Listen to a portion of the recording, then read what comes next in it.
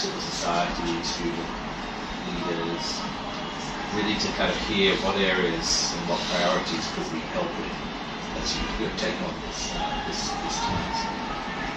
I think in your ministries already there are some very important issues, particularly in the ICT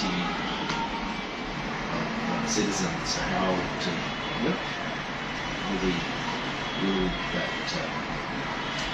empowerment of the youth through this process. So, thank you very much for visiting us. I think we need an interpreter. Sir, I guess. Thank you very much. আপনাদেরকে অনেক ধন্যবাদ জানাচ্ছি আমাদের লেখাপড়ার জন্য, এবং আমরা বিষয়গুলো আমাদের সাথে ছিল, বিশেষত আপনার সাথে তো আমাদের দেখা হয়েছিল মুভমেন্টের একদম শুরুতে।